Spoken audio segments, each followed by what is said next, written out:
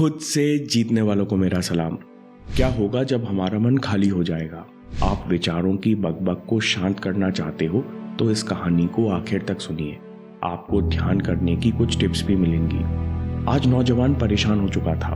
कई महीनों से एक समस्या उसे कुछ ठीक से नहीं करने दे रही थी। उसके मन में हर समय विचार चलते।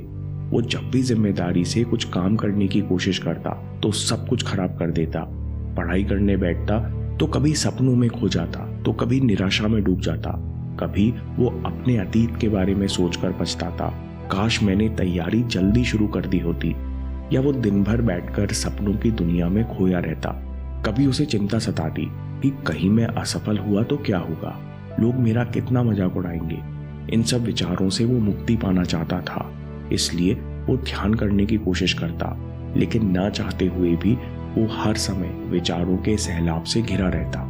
एक दिन उसके दोस्त ने बताया कि यहाँ पास के ही आश्रम में गुरु रहते हैं, वो तुम्हारे कंफ्यूजन का हल कर देंगे। लड़का तत्काल गुरु के पास गया और उन्हें अपनी सारी परेशानी बताई। गुरु ने धैर्य से सारी बात सुनी और पूछा, तो मुझसे क्या जानना चाहते हो? लड़के ने कहा, मैं आपसे जानना चाहता हूँ कि मन को खाली कैसे करते हैं। मन को खाली करने की मैंने कई बार कोशिश की, लेकिन थोड़ी देर बाद पता चलता है कि मन में और ज्यादा विचार चल रहे हैं। ये कब होता है, कैसे होता है, मुझे नहीं पता। मुझे बहुत देर बाद एहसास होता है कि मैं क्या करने बैठा था और मैं क्या सोच रहा हूँ। गुरु ने कहा, अच्छा तुम मन खाली करना चाहते हो। समस्या का समाधान तभी निकाला जा सकता है जब हम उस समस्या की जड़ तक पहुंच जाए। जिस मन को तुम खाली करना चाहते हो, क्या तुमने कभी उसे समझा है, उसे जाना है? क्या तुम्हें पता है कि विचार क्यों आते हैं? गुरु की बात सुनकर लड़के ने कहा, मैंने अपने मन को समझने की बहुत कोशिश की, लेकिन मैं जितनी कोशिश करता हूँ उतना कंफ्यूज हो जाता हूँ। जब कोई समझाता है तो ऐसा लगता है कि बहुत आसान है, लेकिन प्रैक्टिकल जीवन में कोई असर नहीं पड़ता। मैं पूरी तरह कंफ्यूज्ड हूँ।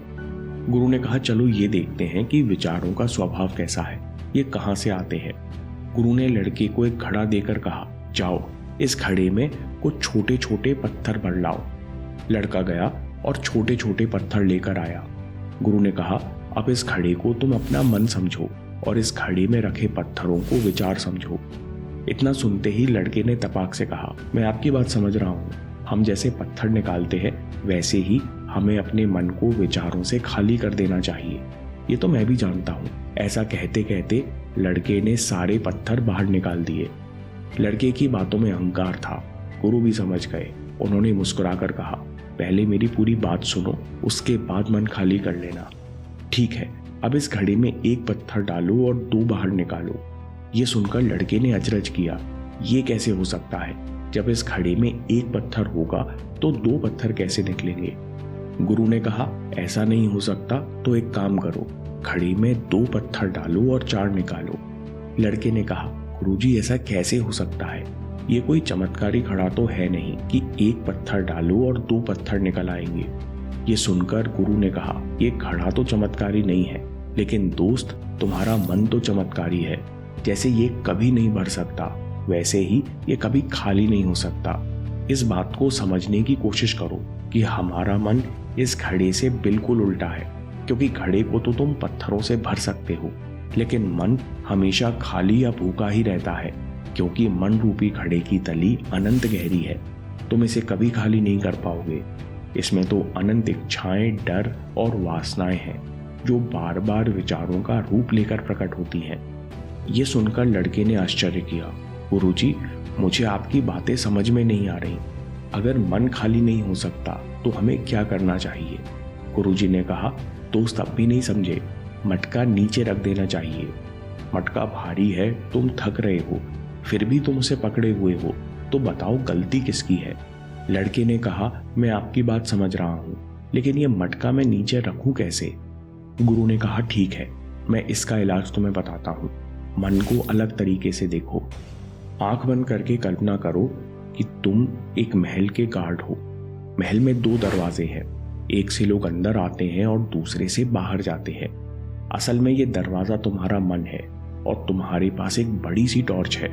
अब ये महसूस करो कि टॉर्च की रोशनी के द्वारा तुम लगातार उन दरवाजों को देख रहे हो कि कौन सा विचार या कौन सी भावना एक दरवाजे से अंदर आ रही है और कौन से विचार बाहर जा रहे हैं। ये रोशनी किसी विचार को रोक नहीं रही, ना ही किसी विचार से जुड़ रही है, बस हर पल सचेत है, देख रही है।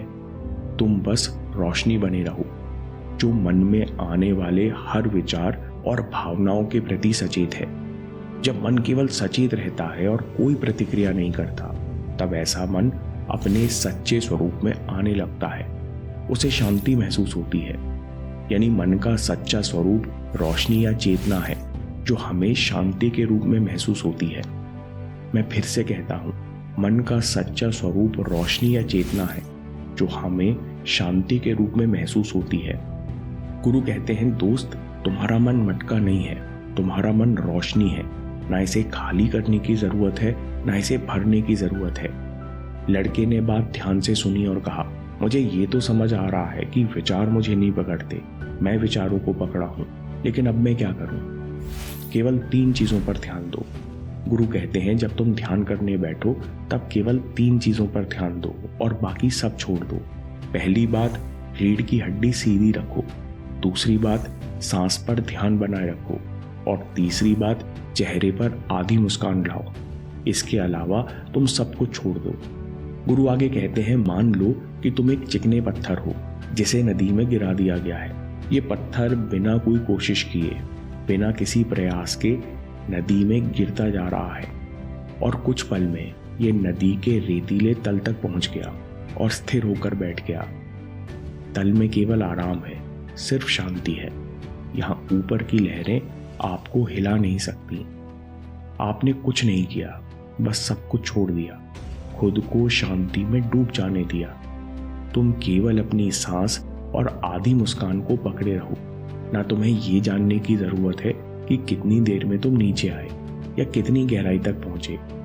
इस ध्यान को 15 से 20 मिनट से ज्यादा करने की कोशिश मत करो। असल में यह अभ्यास नहीं, आराम है। इस प्रकार बैठने से कोई भी पूर्ण आराम की स्थिति में पहुंच सकता है। सब कुछ छोड़ दो, बस सांस के साथ एक हो जाओ। आधी मुस्कान बनाए रखो। यही वैराग्य है और ये शांति ही मन का असली सहज रूप है।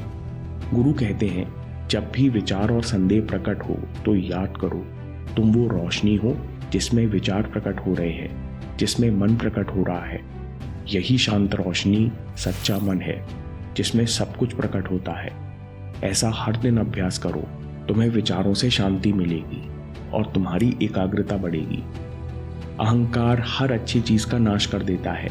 शिष्य की दुर्गति देखकर गुरु भी रोने लगे। अहंकार को कंट्रोल करने के 5 नियम अगला वीडियो देखिए या बात के लिए सेव कर लीजिए, क्योंकि आपके समय से कोई वीडियो, कोई ऐप, कोई न्यूज़ कीमती नहीं है।